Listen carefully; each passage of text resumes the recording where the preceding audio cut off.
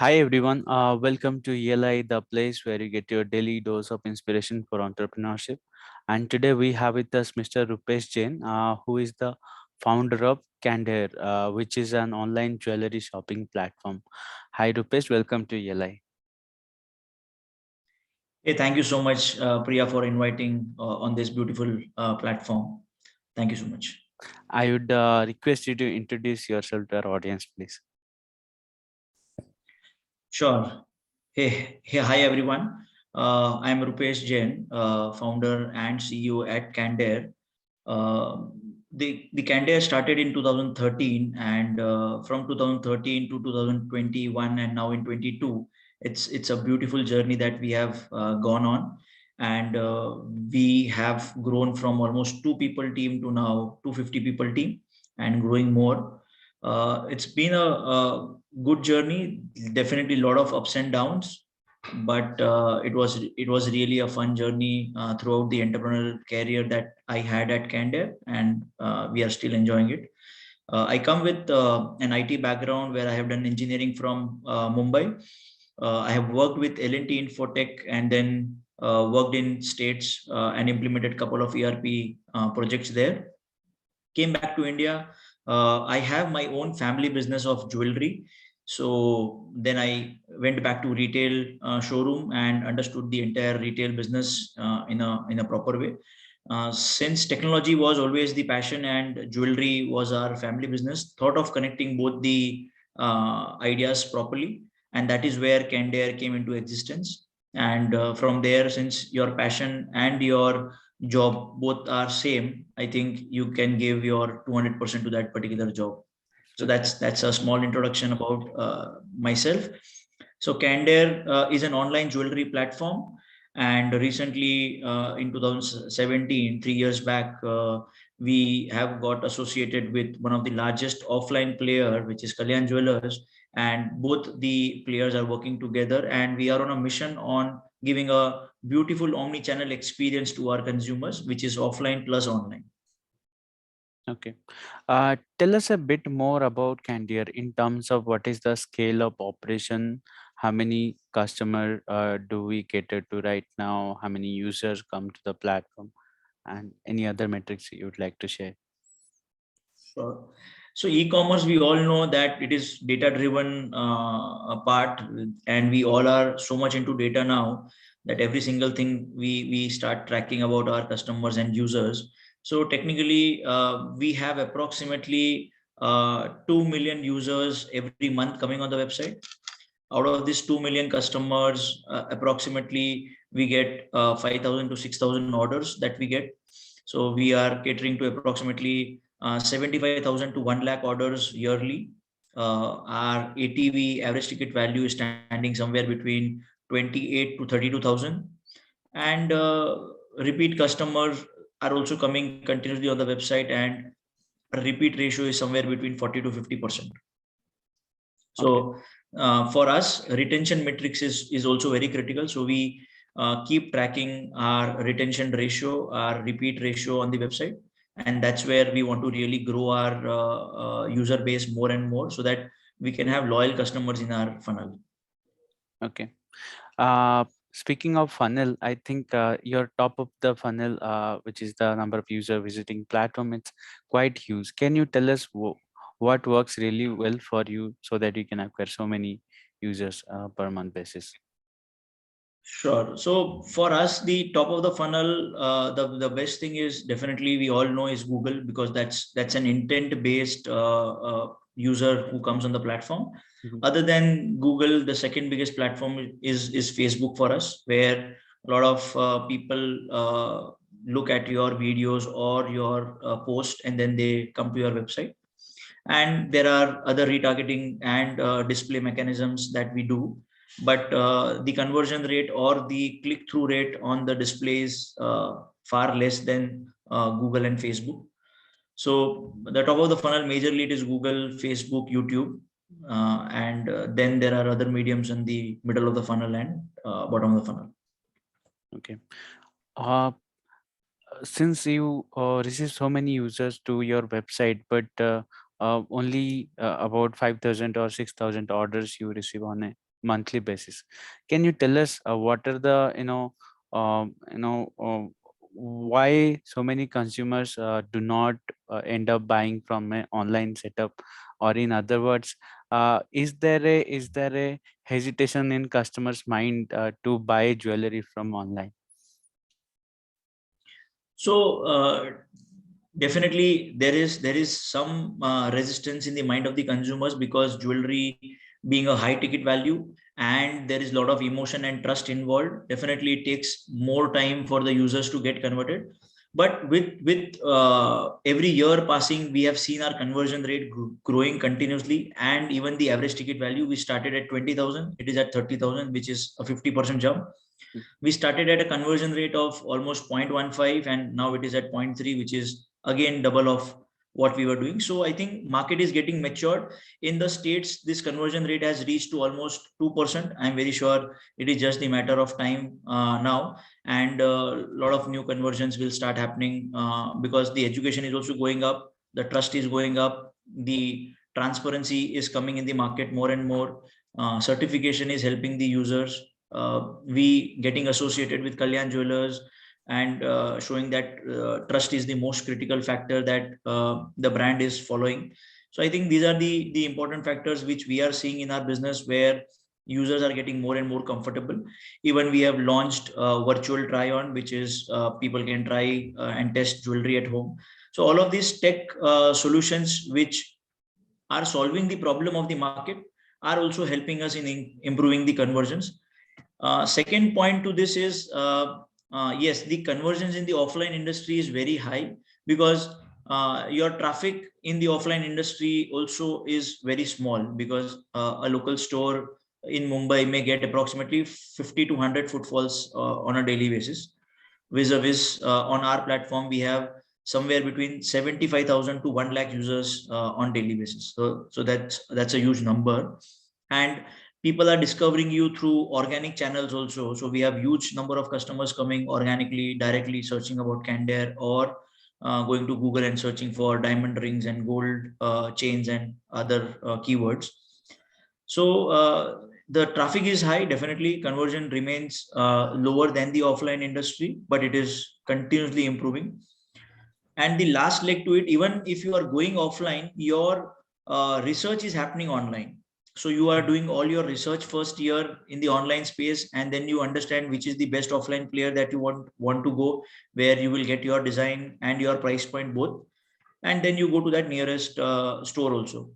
Mm, So that is how we see online also becoming a huge discovery platform for the consumers.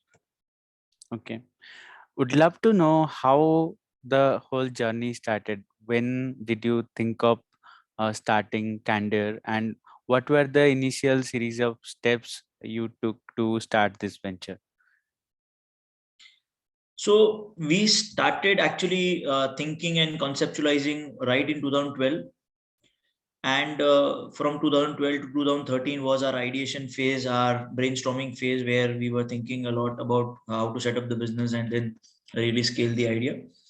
It all started because since jewelry was our family business, where we understood jewelry right from the childhood days. Mhm. And technology, definitely we all knew that time Snapdeals and Flipkarts of the world had entered in the market, and they were going up. So we all knew that the market trend is going to change in next 1 decade. Jewelry definitely going to be a higher ticket value item, will take more time than the rest of the categories. But if we start investing today, in 1 decade this line item will go up. So we started betting very clearly on this sector, which is jewelry online sector. And in last 8 9 years now, we have understood a lot of things in jewelry, the entire technology that is involved in the jewelry platform, and how to cater the customers. We are completely made to order brand, where every single jewelry is made for the consumers and delivered on time. So we do not have stock with us. So that is also a very big plus that we have. We do not have to invest a lot in our inventory and getting stuck in the inventory, which is normally a lot of time this is the issue which offline players are facing, and especially during uncertain times like COVID or any other things. this cost is really huge for them. So this is how we started, and we were a very small team of only 2 people, uh, and then from 2 people to now 250 people. In the initial phases, there definitely a lot of challenges were there.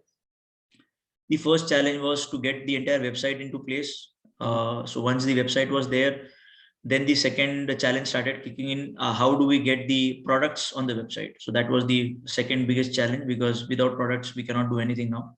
Mm. So then we started doing CAD designing, we started doing photography, we started doing rendering and a lot of other stuffs, which helped us understand that this is how the jewelry can come on the website. And from there we started learning something about marketing, and then the entire journey till date has come for us. What are the challenges of running a online jewelry store?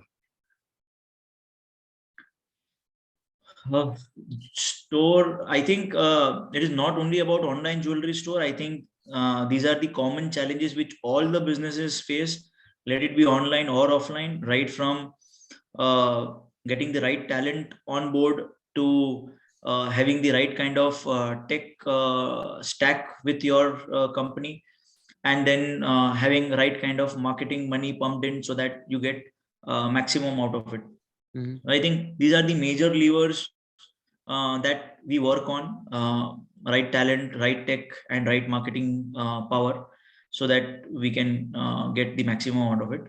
Other than this, I think uh, pivoting the entire organization to new metrics or making them focus on a new thing also becomes challenge sometimes, till the time you really do not make them realize that this is one of the most important metrics that we will have to look into now. Because every scale of your business you will have to keep focusing on different metrics instead of only one metrics that you used to see you during your early days. So different scale requires different metrics to be plotted, different scale requires different talent on the board. So these are the two things that we keep focusing more and more. Now that you have achieved such a huge scale of operation, can you tell us what is the vision forward? What you want to become in next 5 to 10 years? So our vision, mission are very simple. We are a customer. We want to be a customer delight brand, where each and every one of us coming to office should only focus on one important thing, which is customer delight. Let it be sales or marketing or tech or your operations team. There is one metrics that we keep seeing, and the bigger thing that we are seeing from here that we want to become is can we become that next door jeweler to all the customers in the online world, where they may buy online but they feel that they are buying from a local jewelry store nearby, so that that trust, that confidence comes in the customer, so that they can keep buying from us again and again. Because currently in India, the family jewelers are their go-to people, and a lot of customers have a lot of comfort in going to the family jewelers. We really want to be in that position where they feel that we are a family jeweler to them, Mhm. and we give them the feeling of a brand, like an international company.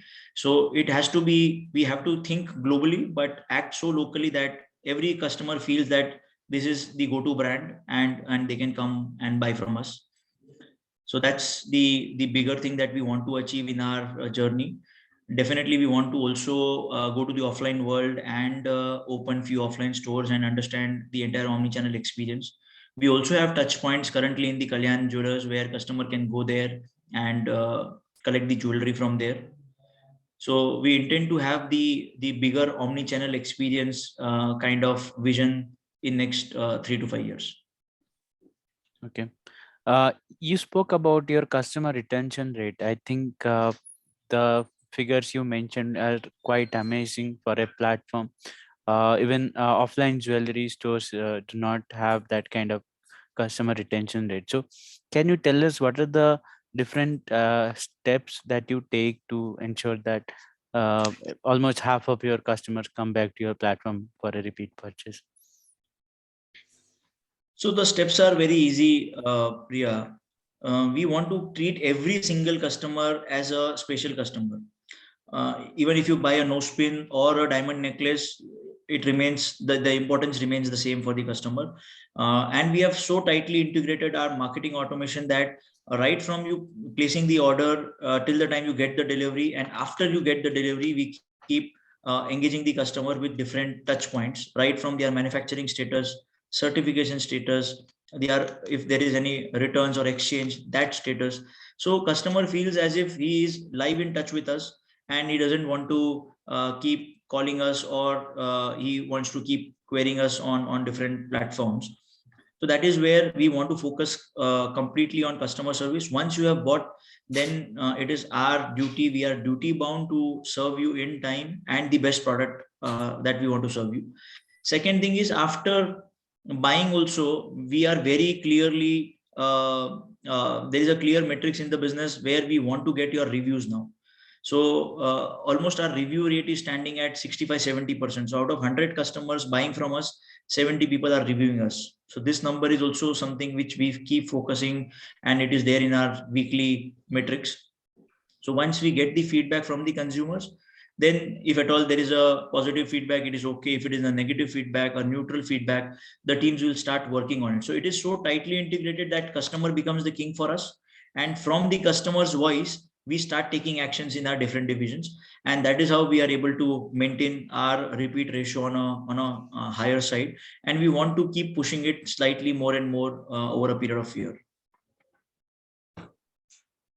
Any pivots that you have done to your business model? So technically, multiple times we have pivoted our business models. Initially, we started at a diamond jewelry. Then we thought that diamond jewelry will constrain our business. We also included gold jewelry as a catalog, which really scaled our business to a certain extent. Now we have also introduced platinum jewelry as a bigger category, and we are one of the topmost platinum jewelry player in the market now. Similarly, on the technology side, we have pivoted, or we have flipped our business, right from implementing the entire order management system to implementing Adobe Analytics at this stage only of the business, to getting implemented different marketing automation. Because we have understood one thing, that if we invest heavily on the technology in the right way, our tech stack looks very similar to large companies whose turnover maybe in few thousand crores. Because we know that if we start working in that direction today, definitely in 3 years, this entire tech stack is going to give us maximum returns. So that's where we really want to keep focusing and growing there. When you are a platform operating at a large scale, you tend to discover some growth hacks that work really well for the industry. So can you tell us about any growth hacks if you have discovered along the way, which has worked really well for you? So technically, Priya, there are no growth hacks, because in my entire experience, I have seen it is the basics that really works well for any business. If the basics are clear, I think that only becomes your growth hack. For example, a customer coming in the funnel, and if your follow-up mechanism is not in the right way, then definitely you do not get your conversions.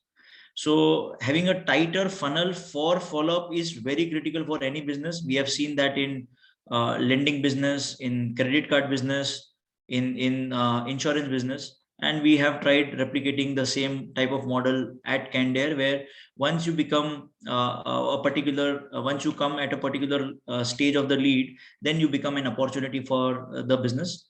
And then there is a good mechanism where customers are getting very relatable information, what they were looking at, what they were browsing at, or what price point they were wanting at, so that we can really show them right product at right price point, right offers, and give and convert those customers. So I think that's the biggest hack that we have understood.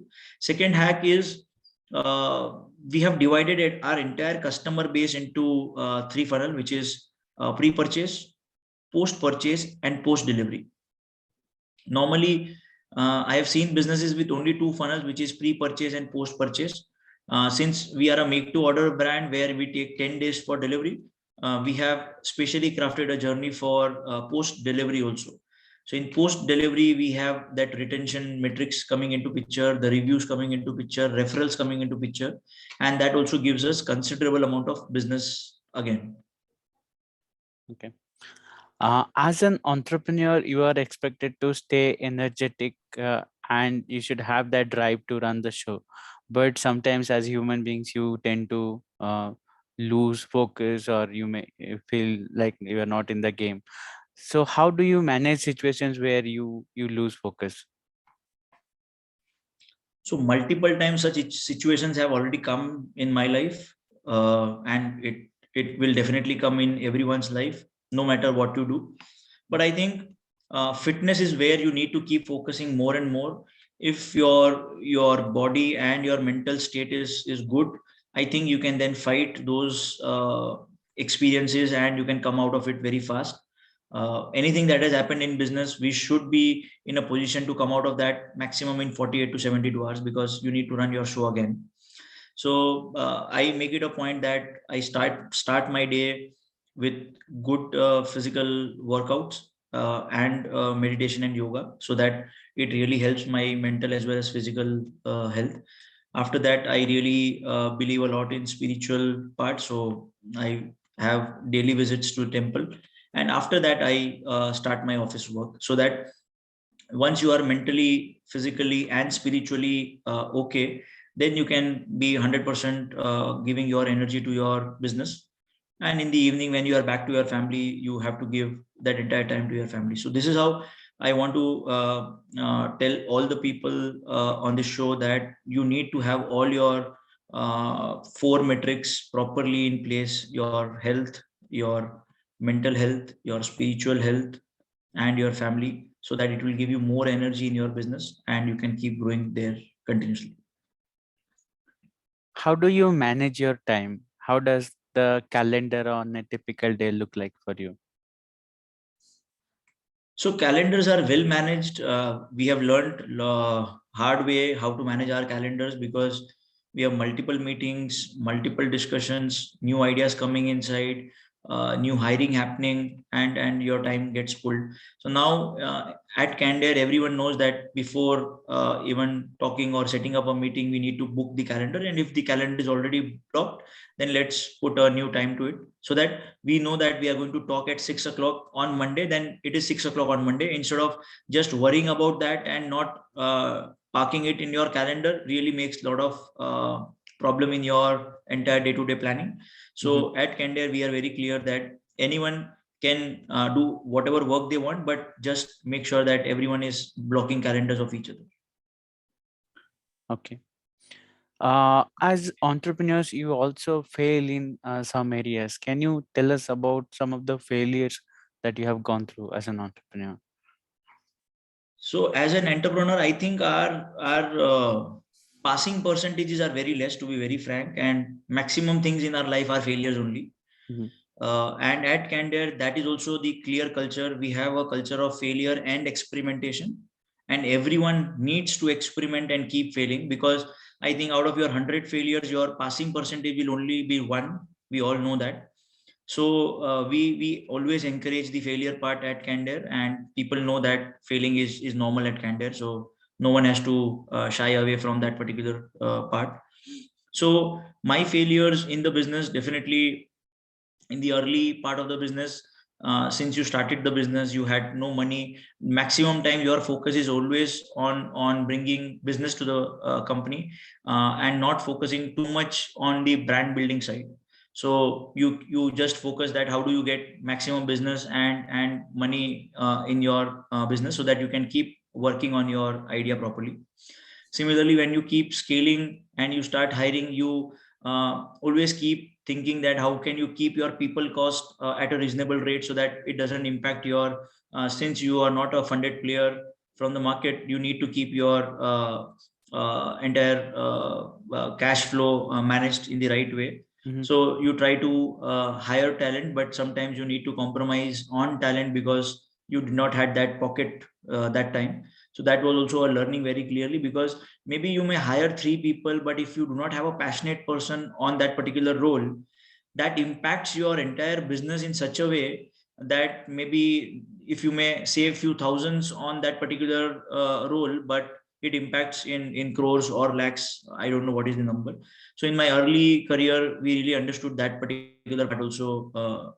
So and investing in technology also, sometimes we have failed where we did not understood the entire scope of the project. We implemented the technology, we invested 3 to 6 months of our time, but finally we did not get what we wanted, and again we have to start from scratch. So uh, failing on technology implementation, failing on our business metrics, failing on conversion metrics. Sometimes we have failed on our customer metrics also, where we were not able to satisfy their needs. So I think there are a lot of failures. If I keep going on our failures, I think this show is going to be minimum 8 to 10 hours long. So there are a lot of failures that we have gone through. Sure. So you spoke about hiring of people, and I think a entrepreneur's time, a big part of his time goes into hiring people into the venture. So can you tell us how do you find the right people for your venture? Sure. So we have a very streamlined process for hiring now at Candere, where we have multiple rounds of interviews, right from HR to peer to team reviews from the senior management, and then finally it comes to the final call at our level, where we understand all the metrics, because the resource, whoever is going to come to the business, is going to work more with the team, so they need to start gelling right now well, so that whenever he is onboarded, they start working properly. Then there are various stages of psychometric test to tech test to maybe their IQ level test, and so that we really know what are their strengths and weakness. And the only thing that I test when it comes to my table is the passion and your learning capability. Mhm. If you are passionate about the job that you really want, and if you want to learn things, then I think even though you may be at marketing, and if you want to move your career towards sales or maybe for data, we do not have any constraints at Candere. People jumping inside the business in different departments, because that's their passion, they want to learn more. So I think learning capabilities and your passion is what I evaluate in every single individual. If I see that spark, then we take that decision of taking the resource. What would you say is the meaning of entrepreneurship for you? How do you define the term entrepreneur? I think entrepreneurship uh, is is as simple as you being in the business and making sure that you are helping or working with all the teams together wherever they are getting stuck, or the problems that they are facing. It has to be a brainstorming session continuously with your teams. It has to be more working with your teammates and understanding about the future that can come to the business. It is also about the leadership, that we all know that instead of only talking, if we start taking more actions in business, then I think it really speaks a lot for all of us. So at Candere, we are very clear that talking has to be as less as possible and action has to be maximum. So everyone at Candere technically is an entrepreneur by itself, and our aim is also very clear that every single employee has to become an entrepreneur in next 2 3 5 years in the journey. And we really encourage all our people to pursue their career into entrepreneurship in next 3 to 5 years. So I think every single individual at Candere, right from our office boys to pantry boys to our managers to marketing team to sales team, everyone is heading their department as if they are the entrepreneurs, and they have all the metrics available in front of them, and they are daily checking all of their metrics. So that's how we are growing the company, and that's the definition of the entrepreneurship for us, where every single person is feeling as if he is the leader in the business and leading the team there.